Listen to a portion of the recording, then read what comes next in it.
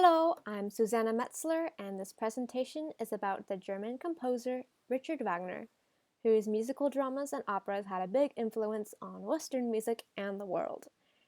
Wagner is famously known mainly for his compositions, but today I'll also be focusing on Wagner as a person, his life, and the controversies surrounding his historical figure. Begin in Vier. Richard Wagner was born in 1813 in Leipzig, Germany. He was involved in theater performances and learned piano, though he preferred playing by ear. At first, he dreamed of being a playwright, but eventually decided to write music to dramas, so he kind of combined his desire to be a playwright with his musical talent. He also read a lot of Shakespeare, which inspired him to want to be a playwright. He attended Leipzig University, and 1 year later, he wrote Symphony in C major, which was actually inspired by Beethoven. And I'll go ahead and play a little bit of that right now.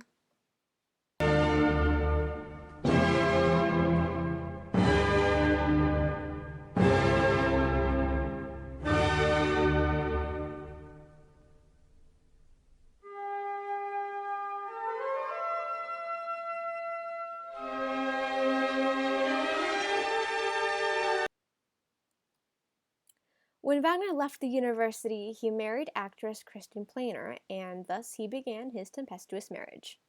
A year later, Wagner became a musical director in Riga, which was in the Russian Empire. From here, both he and his wife fled debt from creditors, and Wagner would live with debt for the rest of his life. He took a stormy passage by ship to London, and this inspired him to write his famous opera Der Fliegende Holländer, or The Flying Dutchman, the beginning of which sounds a lot like his Ride of the Valkyries, what with the percussion and brass, which I'll play a little bit of here.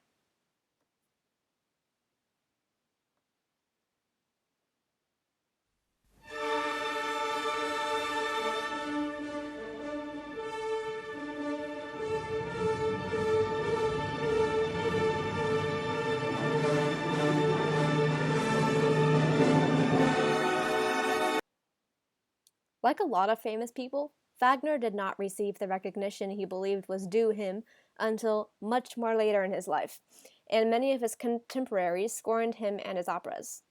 He was also just a terrible person. He cut trust with his friends, constantly begged for money, and was a womanizer. Many people thought he was insane, which he most likely was. Interestingly, these are not uncommon characteristics of other famous artists, musicians, writers, and poets throughout the centuries. So Wagner is not just known for being a composer, but also a German nationalist who was associated with Nazism and wrote essays regarding his views on Jews and his favor of a Jew-free country. One of these essays is the famous Das Judentum in der Musik, or Jewishness in Music. Commentators have even theorized that he displays opposition toward Jews in his operas themselves. Many scholars argue that his writings actually influenced Hitler and the Nazis. Hitler ordered that each Nuremberg rally was to be opened with the overture from Wagner's drama Rienzi, and he even played Wagner's music in the Third Reich, and there's actually evidence suggesting that Wagner's music was also played in one of the concentration camps. Wagner is probably most famously known for his Rhine cycle, which in German is Der Rhine des Nibelungen. This Rhine cycle is comprised of 4 operas, and the second opera is the one in which Ride of the Valkyries is from. The Rhine cycle takes 15 hours to perform. It took Wagner 4 years to compose it, but about a quarter of a century to actually complete the entire thing. This opera series is loosely based on both Norse and Germanic mythology. I'm going to play a bit of the famous Ride of the Valkyries here, so you might recognize it.